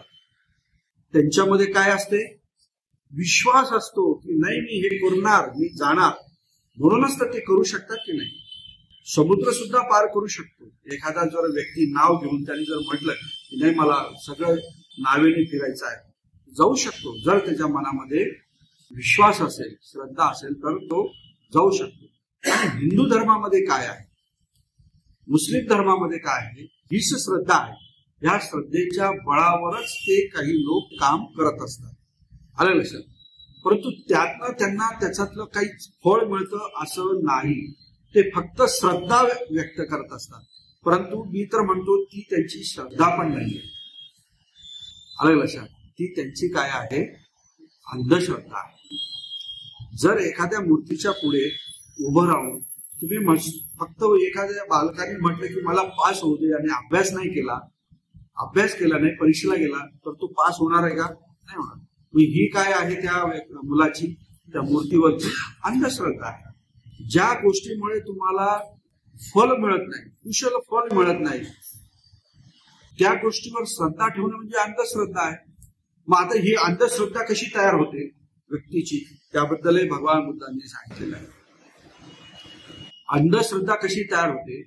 ज्या व्यक्तीमध्ये प्रज्ञा कमी असते आणि श्रद्धा जास्त असते तो व्यक्ती अंधश्रद्धेकडे लवकर वळतो. तो अंधश्रद्धाळू लवकर बनतो. कारण का? प्रज्ञा कमी असते. जे आहे, जसं आहे, सत्य आहे, रियालिटी मधलं आहे तो ते बघू शकत नाही. मग ते कमी असतं. आणि श्रद्धा काय असते? खूप असते. जे कोणी काही सांगितलं की अरे बाबा अशाने हे होणार आहे, ते होणार आहे आणि हे झालेलं आहे आणि हे बाबा असं करतात त्याचं फळ असं मिळतं. श्रद्धा भरपूर, लगेच तो काय करतो? त्या बाबाकडे वळतो. गेला की नाही अंधश्रद्धेकडे. प्रज्ञा कमी असल्यामुळे. नाही का? मला एक व्यक्ती भेटला विपश्यनेच्या ठिकाणी, तो विपश्यना आणि तोही ओबीसी समाजाचा होता. बुद्धांवरती प्रचंड श्रद्धा, विपश्यना भरपूर मोठ्या प्रमाणात केलेली. तर तो मला येऊन, मी असंच धम्मदेशना देत असताना मला येऊन विचारलं त्यांनी. त्याचा फार मोठा प्रॉब्लेम, तो प्रॉब्लेम जर तुम्ही आता सांगतो मी तुम्हाला. त्याचा प्रॉब्लेम काय होता? तो म्हणे, बघा सर म्हणे, जेव्हाही मला बुद्धाची मूर्ती दिसते किंवा बुद्धाचं चित्र दिसतं, तुम्ही त्या चित्राकडे बघतो आणि बघता बघता मला रडू येतं, डोळ्यात माझ्या पाणी येतं. म्हटलं बापरे, म्हटलं तुमची तर खूपच प्रचंड श्रद्धा दिसते. हो म्हणे, माझी खूप श्रद्धा आहे. म्हटलं मग तुम्ही विपश्यना करतात? हो म्हणे. म्हटलं त्याप्रमाणे तुम्ही वागतात का? स्वतःला बघतात का की मी काय आहे, मी कोण आहे, माझ्यामध्ये कोणचे विकार आहेत, मी कशाने बनलेला आहे, हे स्वतः तुम्ही बघतात का? नाही म्हणे, कधी कधी विपश्यनाला गेलो तो बघतो. मग म्हटलं ही जी श्रद्धा जी आहे तुमची, ही श्रद्धा प्रचंड श्रद्धा आहे. आलं लक्षात? ही नको तितकी असलेली श्रद्धा आहे की ज्याच्यामुळे तुम्ही प्रज्ञेने ते भगवान बुद्धाकडे, की भगवान बुद्धांनी काय धम्म उपदेश दिलेला आहे, काय सांगितलेलं आहे, ते न समजता, न ऐकता, न जाणता तुम्ही फक्त काय डोळे लावून बस श्रद्धेने तुम्ही त्याच्याकडे बघता. त्याच्यामुळे काय होतं, तुमच्या डोळ्यातनं काय होतं, पाणी येतं. आलं लक्षात? पाणी येतं. आणि जर समजा तुम्ही जर बुद्धांकडे प्रज्ञेने जर बघितले की हे बुद्ध आहे, यांनी असा धम्म सांगितलेला आहे, त्या धम्मामध्ये अशा गोष्टी सांगितलेल्या आहेत, त्यांनी एवढंही सांगितलंय की हे जे काही मी सांगतो ते तुम्हालाच करायचं आहे, मी फक्त काय मार्गदाता आहे, अख्खा तारवा आहे. आणि मग असं जर तुम्हाला कळालं तर तुमच्या डोळ्यातनं पाणी येईल का? पाणी नाही येणार, तुम्ही लगेच कार्याला लागा त्यांनी सांगितल्याबरोबर. तर म्हटलं ही जी तुमच्यामध्ये प्रज्ञेची कमतरता आहे ती आधी दूर करा. प्रज्ञेने बघा तरच तुमच्या हे जे पाणी येतं ना ते कमी होईल. त्यानंतर एखादा व्यक्ती जर त्याच्यामध्ये प्रज्ञा भरपूर आहे आणि श्रद्धाबळ फारच कमी आहे, तर तो काय होतो, तो व्यक्ती अप्रामाणिक होतो, बदमाश, बेईमान होतो. आलं लक्षात? प्रज्ञा म्हणजे जेवढी पाहिजे त्याच्यापेक्षा जर जास्त असेल तर तो व्यक्ती अप्रामाणिक होतो. तो कसा होतो? कारण तो व्यक्ती प्रत्येक वेळ बघत असतो हे खरं आहे का खोटं आहे, चांगलं आहे का वाईट आहे, बरोबर, सत्य आहे का असत्य आहे, याच्याने मला फायदा होईल का नाही फायदा होईल. परंतु त्याच्या मनामध्ये जर लोभ चित्त जर त्याचं प्रबळ असेल तर तो त्याबरोबर त्या लोभाकडेच तो वळणार. आणि लोभाकडे वळाला, प्रज्ञा भरपूर आहे, श्रद्धा कमी आहे, प्रज्ञाकडे वळाला, जास्त प्रज्ञा असल्यामुळे काय, तो मग स्वतःचा लाभ होण्यासाठी अप्रामाणिकताच्या नुसार तो कार्य करायला लागतो. कोणचंही कार्य असो, म्हणतो अभ्यासाचं कार्य असतो, ऑफिसचं कार्य असतो, संसाराचं कार्य असतो, सामाजिक असतो, धार्मिक असो, कोणचंही कार्य असो, त्यामध्ये तो अप्रामाणिक असतो. म्हणून श्रद्धा आणि प्रज्ञा यांचं कसं प्रमाण पाहिजे, समसमान पाहिजे, तरच त्याचा तुम्हाला लाभ होईल. तर हे जे काही लोक जे आहेत हिंदू धर्मामधले किंवा इतर, यांच्यामध्ये श्रद्धेचं प्रमाण भरपूर आहे, प्रज्ञा नाही, प्रज्ञाने बघू शकत नाही. त्यामुळे जे काही हिंदू धर्मातले जे काही धर्मगुरू आहेत त्यांनी सांगितलं की भक्ती करा, फक्त त्या माणसाचं चिंतन मनन करा आणि काय उपवास करा, काय म्हणतात की परत नारळ फोडा, बोकड कापा, यू करा. अंधश्रद्धा, प्रज्ञाने बघत नाही की हे ज्यांनी सांगितलेलं जे आहे ते आपण बरोबर आहे का चूक आहे ते बघत नाही. तर अशा प्रकारे श्रद्धाय ओघम करती हे सुद्धा भगवान बुद्धांनी सांगितलं. आणि मिलिंद प्रश्नामध्ये तर डायरेक्ट भंते नागसेन आणि राजा मिलिंद यांच्यामध्ये श्रद्धेवरती चर्चा आहे. त्यामध्ये मिलिंद राजा डायरेक्ट प्रश्न विचारतो भंते नागसेनांना, काय की श्रद्धेचे कार्य काय, श्रद्धेचे प्रकार किती, श्रद्धा म्हणजे काय. त्यावरती आपलं भंते नागसेन इतके सुंदर उदाहरण देतात की श्रद्धा तुमच्यामध्ये उत्पन्न, श्रद्धेचे लक्षण काय. म्हणजे आता शिंदे साहेब श्रद्धावान झाले, ओके, मग त्याचे लक्षण काय, जे लक्षण दिसले तरच आपण म्हणू ना की शिंदे साहेब आपलं श्रद्धावान आहे, त्याचे काय लक्षण आहे? तुम्ही श्रद्धावान झाले, त्याचे काय लक्षण आहे? तर त्याचे दोन प्रकारचे लक्षण असतात, एक संपसाधन आणि दुसरं महत्वाकांक्षा. ह्या दोन गोष्टी तुमच्या चित्तामध्ये उत्पन्न होतात आणि चित्तामध्ये उत्पन्न झाल्यानंतर त्याप्रमाणे तुम्ही कर्म करतात आणि ते कर्म तुमच्या शरीराच्या द्वारे इतरांना कळतात किंवा तुम्ही ते करतात, म्हणजे दिसतात, लक्षण नाही का, लक्षण. आता हे संपसाधन म्हणजे काय? चित्ताची प्रसन्नता. आलं लक्षात? जर तुमच्या मनामध्ये विकार असेल, अविद्या असेल, तर तुमचं चित्त हे शांत किंवा प्रसन्न असू शकतं का? असूच शकत नाही. आनंदी असू शकतं का? असूच शकत नाही. तर हे जे विकार जे आहेत हे नष्ट झाले तरच तुमचं मन काय होतं? प्रसाद म्हणजेच काय? प्रसन्न होतं, आनंदी होतं वगैरे. आणि हे प्रसन्न आणि आनंदी मन व्यक्तीच्या चेहऱ्यावरती दिसत असते, लक्षात ठेवा. प्रत्येक व्यक्तीच्या चेहऱ्यावरती दिसत असते. तुम्ही डाकू किंवा चोर किंवा लुटेरा किंवा वाईट कर्म करणारा व्यक्तीच्या चेहऱ्याकडे बघा आणि खरंच एक चांगला विपश्यनाधारी माणूस आहे नाही का, त्यांच्या चेहऱ्याकडे बघा, फरक जाणवतो की नाही? चेहरा काय असतो? आईना असतो. कशाचा? आपल्या विचारांचा. भगवान बुद्धांनी तर सांगितलं की हे जे रूप जे आहे ना, हे काय आहे? तुमचं चित्त प्रकाशित करत असतं. आलं लक्षात? तुमच्या चित्तामध्ये काय आहे हे शरीर प्रकाशित करत असतं. चित्तं प्रकाशेति तं रूपं, म्हणजे जे चित्ताला प्रकाशित करतं त्याला रूप म्हणतात. तर चोराच्या हालचाली किंवा लुटेऱ्याच्या हालचाली, यांच्या हालचाली वेगळ्या असतात. चेहरा, डोळे बघणं हे सगळं बाहेर दिसतं आणि हेच लक्षणं सगळे असतात. ज्याचं मन प्रसन्न, शांत, त्याच्या चेहऱ्यावरती तो भाव दिसल्याशिवाय राहत नाही. म्हणून भगवान बुद्धांनी नागसेनांनी काय सांगितले? दोन लक्षण, एक संपसाधन आणि दुसरी महत्वाकांक्षा. आता जर श्रद्धा उत्पन्न झाली तर तुमच्या मनामध्ये महत्वाकांक्षा उत्पन्न होतेच. धम्मामध्ये पकण्याची जे साहस लागतं ते साहस तुमच्या मनामध्ये, वीरता जी लागते ती वीरता तुमच्या मनामध्ये उत्पन्न होतेच. आता गायकवाड साहेब श्रद्धावान आहेत, त्यांनी एखादा व्यक्ती जर बघितला की जो म्हणजे श्रद्धावान आहे आणि जो धम्मामध्ये पकलेला आहे, त्यांच्याकडे बघितल्यानंतर जर श्रद्धावान आहे तर माझ्या मनामध्ये सुद्धा महत्वाकांक्षा निर्माण होईल की नाही, मी सुद्धा ह्या व्यक्तीसारखं काय केलं पाहिजे? प्रयत्न केला पाहिजे, साहस केलं पाहिजे, कष्ट घेतले पाहिजे. कारण का? की धम्मामध्ये तुम्हाला प्रयत्न, कष्ट घेतल्याशिवाय तुम्हाला धम्म प्राप्त होणार नाही. बरोबर?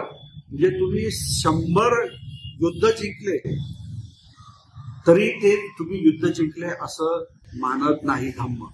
पण तुम्ही जर स्वतःला जर जिंकलं तर त्या खऱ्या अर्थाने तुम्ही काय धम्म काय केलं? आत्मसात केला किंवा पालन केलं असं होऊ शकतं. तर अशा प्रकारे मिलिंद राजा आणि आपले हे नागसेन बनते जे आहेत त्यांच्यामध्ये ह्या गोष्टी होत असताना जे काही श्रद्धेचे काही जे लक्षण आहेत ते बनते नागसेन यांना सांगतात. आणि ही श्रद्धा काय कार्य करते? तुम्ही झाला श्रद्धावान तर काय करणार? सर्वात आधी तर तुमच्या मनातील जे काही चित्तातील जे अकुशल चेतसिका जे आहे की ते वाईट काम करायला तुम्हाला पुशअप करत असतात, पुढे करत असतात, तुमच्या चित्ताला पुढे घालत असतात. हे कर, ते कर, इथे पैसा मिळव, तिथे पैसा मिळव, याच्याशी खोटं बोल, याच्याशी प्लॅनिंग कर, याच्याशी षडयंत्र कर, याची चुगली कर. ह्या ज्या चेतसिका ज्या आहेत चित्ताला पुढे करणाऱ्या, त्या चेतसिका काम करत असतात. तर त्या चेतसिका पहिल्यांदा नष्ट होतात. एकदा का श्रद्धा उत्पन्न झाली तुमच्या मनामध्ये तर त्या चेतसिका नष्ट होतात. चांगल्या कामाची सुरुवात किंवा बळ किंवा इच्छा तुमच्या मनामध्ये निर्माण होते. तुमचं काम जे आहे ते काम पूर्णपणे होतं, यशस्वीरित्या होतं, ते कधीही फेल जात नाही. आता हा तुम्ही उपक्रम राबवतायत, हा खूप श्रद्धेने राबवतात. राबवणारे याच्या मागचे जे काही लोक आहेत ते श्रद्धेने हे काम करत आहेत. कितीही अनंत अडचणी आल्यात, कोणीही त्याच्यामध्ये जर समजा अडसर जर घातला किंवा करू पाहिला, इथे 2 लोक असले किंवा फक्त मी आणि एकच व्यक्ती जरी असला तरी हा उपक्रम चालू राहिला पाहिजे. ही जर तुम्ही विश्वास जर ठेवला तर हा उपक्रम चालू राहील. बरोबर.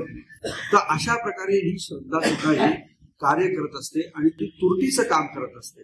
मनातले जे विकार जे आहेत ते काय करत असते, तळाला टाकत असते. मी तुम्हाला मागे ग्लासाचं उदाहरण दिलं होतं बघा, की माती टाकल्यानंतर श्रद्धा उत्पन्न आले की ते विकार काय खाली बसतात. बरोबर. मग आता नुसतं हे विकार खाली बसून आयुष्यभर जगायचं का आपण? श्रद्धावान झालो, आता मला काही पुढचं काम करायचं नाही, हे पणाला जायचं नाही, एवढं केलं ते फार झालं, की हे तर दुसरं कोणी पण नाही करत, मी केलं ते काही कमी केलं का, असं म्हणून चालेल का? नाही. तर हे विकार काढायचे आहेत. मग कसं करणार विकार काढायचे आहेत? म्हणजे ती माती जी आहे ती साचलेली कशी काढणार? आहे काही आयडिया तुमच्याजवळ? चमचा घेणार, चमच्याने अशी काढणार हा काय? त्यासाठी तुम्हाला काय करावं लागेल की तुमचं जे मन जे आहे, चित्त आहे, त्याला आधी ढवळावं लागेल. त्या ग्लासाला सुद्धा ढवळावं लागेल. मग ते जे चित्त जे आहे, अकुशल चित्त आहे, मन जे आहे, ते काय तुमच्या वरती येईल, पटलावरती येईल. आणि मग हळूहळू एक एक चमच्याने तुम्ही ते पाणी आणि माती एक एक बाहेर जर काढला तर ग्लास काय राहील, पूर्ण रिकामा राहील. त्यामध्ये कुठल्या प्रकारचे अकुशल चित्त किंवा माती वगैरे विराग वगैरे असं राहील का? आपलं विकार राहील का? नाही राहू शकत. तर असं हे आपल्या चित्ताला आपल्याला ढवळायचं आहे, स्टॉर्मिंग करायचं आहे, ब्रेन वॉश करायचं आहे. आणि हे करण्यासाठी तुम्हाला काय पाहिजे? श्रद्धा आणि वीर्य पाहिजे. तर ह्या सगळ्या गोष्टी बनते नागसेन आणि आपले हे कोण मियांडर राजा म्हणजेच मिलिंद राजा यांच्यामध्ये होत असतात. तर हे मी काय सांगतो आहोत की तुम्हाला श्रद्धावान बनायचं आहे.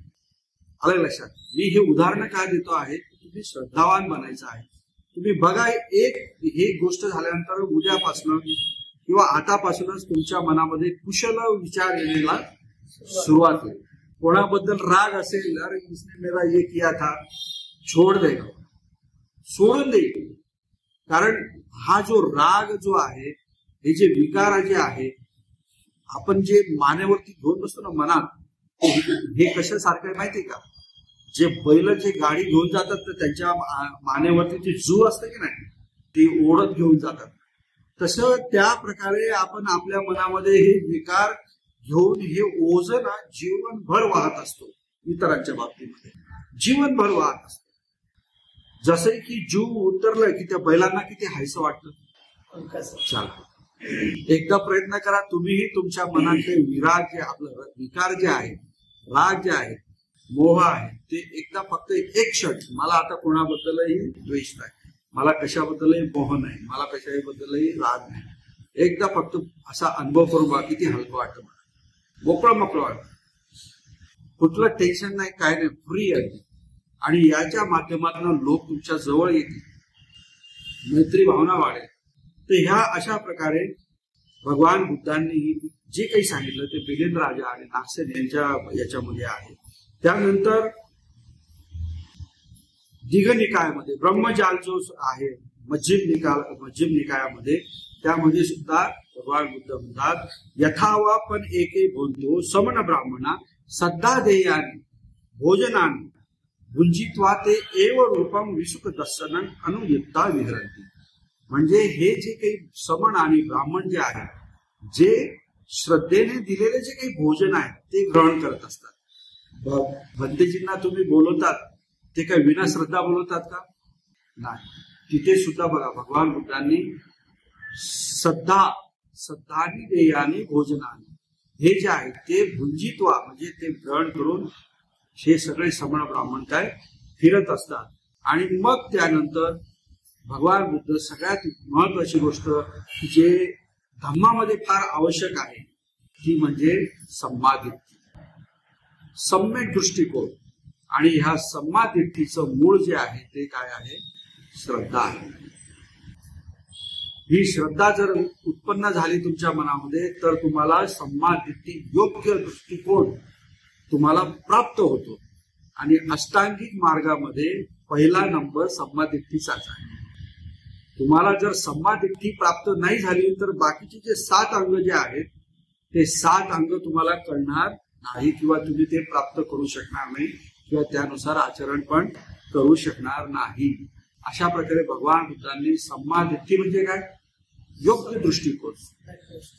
योग्य दृष्टिकोन जे जो आहे तो. म्हणजे मला मुंबईला जायचं आहे तर मी मुंबईच्या प्लॅटफॉर्मवरतीच उभा राहील. मुंबईला जाणारी मी जर भुसावळकडे जाणारे गाडीचं जे आहे प्लॅटफॉर्म तिथे जर उभा राहिलो तर मी जाऊ शकेल का मुंबईला? तुमची जर सम्मादिट्ठी असेल तरच तुम्ही निर्वाणाकडे जा. जर तुमची जर चुकीची दृष्टी असेल, तुम्ही हे करणार नाही, मी ते पालन करणार नाही वगैरे वगैरे, तर तुम्ही जाणार का निर्वाणाकडे? ही सम्मादिट्ठी.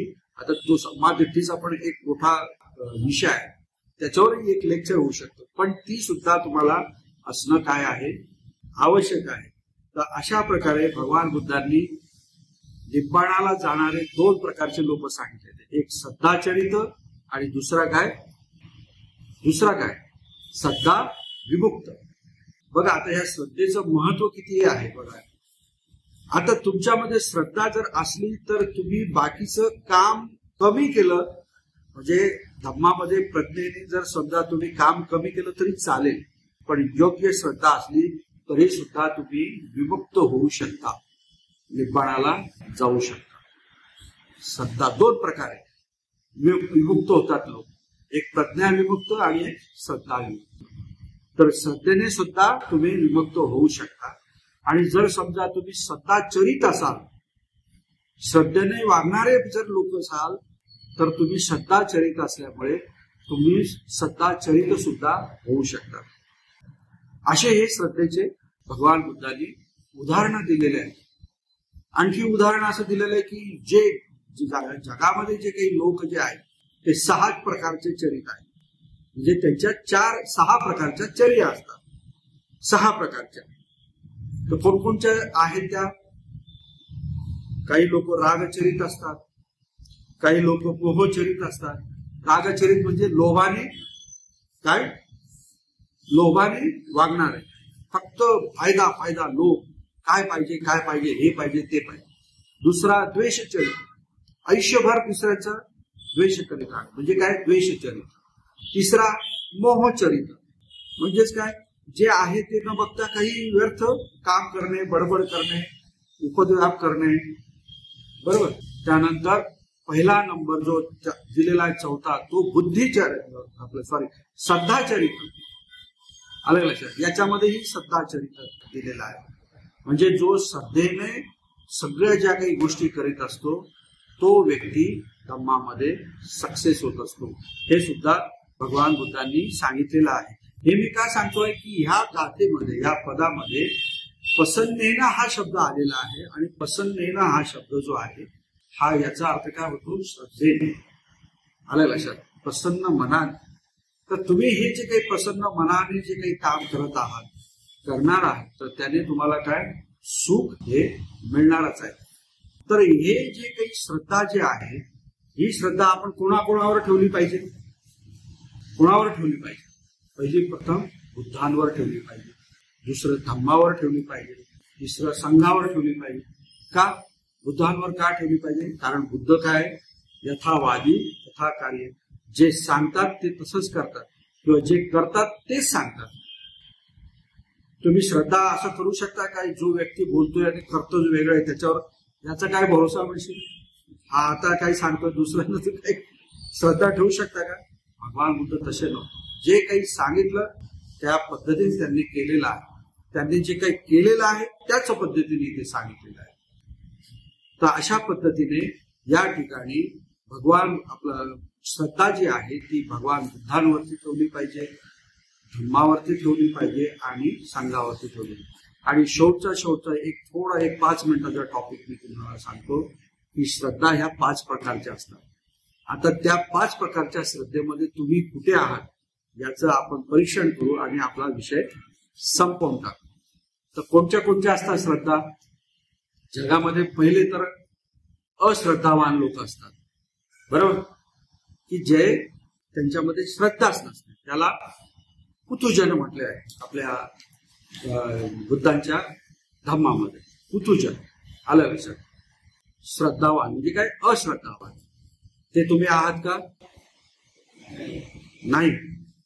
तुम्ही इथं आलात म्हणून मान्य करून घेतो की तुम्ही अश्रद्धावान नाही. आता इथून बाहेर गेल्यावर काय करायला पाहिजे काही भरोसा नाही.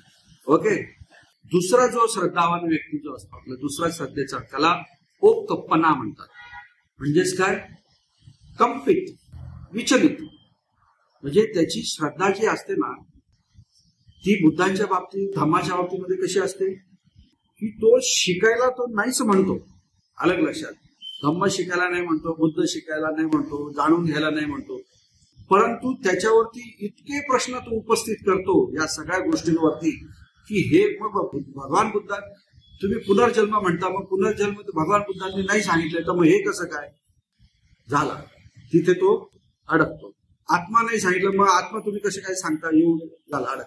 म्हणजे धम्म बुद्ध जाणण्याच्या आधीच त्याचे काय अनंत प्रश्न असतात, संशय वृत्ती. आलं लक्षात? हा, गोंधळून जातो.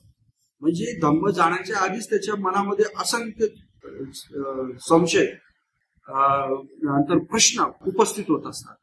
ते प्रश्न ती संशयता त्याला धम्माकडे येऊच देत नाही, की त्याला तिथेच ओकप्पना म्हणजे त्याची ती कंपितच असते, विचलित असते. ती श्रद्धा ती कामच करत नाही. त्यानं असं आहात का तुम्ही? दुसऱ्या श्रद्धेमध्ये मोडतात का? हा, आम्ही कसे आता नका सांगू, 8 दिवसांनी सांगा. 8 दिवसांनी सांगा. किंवा माझ्या मनामध्ये अशा प्रकारचे नेहमी प्रश्न उपस्थित होत असतात आणि माझी काही श्रद्धा नाही. तिसरा जो प्रकार जो आहे तो आहे आकारवती श्रद्धा. आता आकारवती श्रद्धा असा असतो की मनुष्य काय करत असतो की त्याच्या मनामध्ये शंका असतात. नो डाऊट, शंका असणं काही वाईट नाही का? ते दूर झाला तर माणूस आणखी चांगल्या प्रकारे काम करतो. परंतु त्याचबरोबर तो धम्म सुद्धा ऐकत असतो, त्याचबरोबर तो धम्माचं आचरण पण करत असतो आणि शंका पण विचारत असतो. अलग लक्षात? म्हणजे त्याचा रॅशनल फेथ असतो. नाही, मला आहे श्रद्धा, परंतु माझ्या मनातले हे जे काही प्रश्न आहे हे मिटले पाहिजे, हे त्याचं शंका निरसन झालं पाहिजे. तर अशा प्रकारची श्रद्धा असलेला जो व्यक्ती असतो त्याची जी श्रद्धा असते त्याला काय म्हणतात? आकारवती श्रद्धा. त्यामध्ये बसतात तुम्ही, त्यामध्ये बसतात मोस्ट चान्सेस आहे नाही का, ज्यादा संभावना आहे नाही का, की तुम्ही इथे आलात धम्म शिकायचं आहे पण मनामध्ये काही ना काहीतरी शंका आहेच, आहे की नाही? मनामध्ये शंका आहे. पुनर्जन्माचा तर 100% असं भगवान बुद्धांनी पुनर्जन्म नाही सांगितलेला, मी तो सांगणार आहे. आलं लक्षात? मग बघू आता काय होतं ते पुढे भविष्यामध्ये नाही का. हा, तर अशा प्रकारचा जी श्रद्धा आहे त्याला काय म्हणतात? आकारवती. आणि भगवान बुद्धांनी सांगितलेलं आहे अशी आकारवती श्रद्धा तुम्हाला पाहिजे. आलं लक्षात? असा श्रद्धा तुमच्यामध्ये पाहिजे. शिका, धम्मही शिका. आता भगवान बुद्धांच्याही मनामध्ये जी श्रद्धा जी होती, आता त्यांनी 6 वर्ष जे हे केला कष्ट केले तर त्यामध्ये हाच प्रकार होता की नाही? करायचं तर आहे, श्रद्धा तर आहे, पण आणखी शंका पण भरपूर आहे. असं करत करत ते पुढे गेले. त्यानंतरची श्रद्धा जी आहे ती श्रद्धा जी आहे सोतापन्न श्रद्धा. तर सोतापन्न श्रद्धा जी आहे त्यामध्ये व्यक्तीच्या पहिले 3 जे निवारण जे असतात ना ते नष्ट झालेले असतात. ती श्रद्धा मात्र काय म्हणतात त्याला? अविचलित असते. त्यालाच अवेच्य प्रसादा म्हणतात. अवेच्य, विचलित नाही. तर त्यामध्ये काय असते की तुमचा कामछंद, शीलबद्ध परामर्श आणि विचिकित्सा.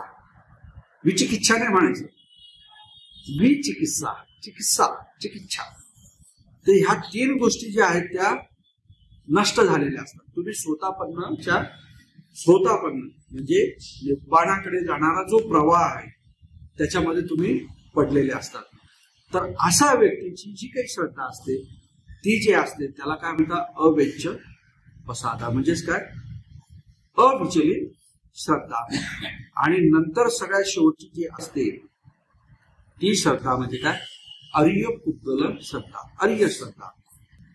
ती श्रद्धा मात्र तुमची ज्यावेळेस तुम्ही काय म्हणतात त्याला अठ्ठपुरुष पुद्गलाचा जो मार्ग जो असतो त्या मार्गावरती तुम्ही बऱ्याच पुढे निघून गेलेले असतात, सगदागामी, अनागामी, अराहंत पदापर्यंत गेलेले असतात आणि बऱ्यापैकी सगळ्या गोष्टी नष्ट झालेल्या असतात. तर त्या व्यक्तीच्या मनामध्ये जी काही श्रद्धा असते भगवान बुद्धांच्या बाबतीत, धम्माच्या बाबतीत, ती काय, किंवा आर्य श्रावक जो आहे की तुम्ही आता जे बसलेले तुम्हाला मी आर्य श्रावक बनवू शकतो आणि तुम्ही बनवूही शकता, ते एवढं काही कठीण काम नाहीये, बनवूही शकता. तर तुमच्या मनामध्ये अशा प्रकारची जर श्रद्धा जर झाली तर ती काय आहे, आर्य पुद्गल श्रद्धा, त्यालाच अधिगमन श्रद्धा असं म्हणतात. तर ही जी श्रद्धा जी आहे, जे काही मी तुम्हाला प्रकार सांगितले, लक्षणं सांगितले, अजून काही भरपूर माहिती जी आहे, मला असं वाटतं की एवढं भरपूर आहे. आणखी मी जर श्रद्धेचं सांगितलं, श्रद्धेबद्दल सांगितलं तर तो ओव्हरडोस होईल आणि मग तुम्ही काय व्हाल, अश्रद्धावान व्हाल. नकोच एवढा भारपूर्ण, कशाला एवढं श्रद्धावान व्हायचं. हा, तर एवढं मी या ठिकाणी तुम्हाला सांगतो की विहारामध्ये येतात त्याचा लाभ घ्या, या देशनेचा लाभ घ्या, स्वतःमध्ये परिवर्तन करा. तुम्हाला इतर लोक भरपूर बोध काय म्हणतात बुद्धी स्तरावरती सगळ्या गोष्टी सांगतील, परंतु प्रॅक्टिकल लेव्हलला जे आहे ते मी तुम्हाला सांगण्याचा प्रयत्न करणार. आणि त्याप्रमाणे जर तुम्ही वागलात, बोललात, तर काही दिवसांनी तुम्ही मला भेटाल तर सर तुम्ही जे सांगत होतात ते मी काय अनुभव करतो आहे असं तुम्ही मला सांगा. कारण मी सुद्धा त्याचा अनुभव घेतो आहे, मी सुद्धा अनुभव घेतो आहे, भंतेजी अनुभव घेत आहेत, तुम्ही अनुभव घ्या. या अनुभवातून तुमच्या सर्व आयुष्याचं तुम्ही कल्याण करून घ्या, मंगल करून घ्या, सगळ्यांचं मंगल हो. भवतु सब्ब मंगलम, भवतु सब्ब मंगलम, भवतु सब्ब मंगलम.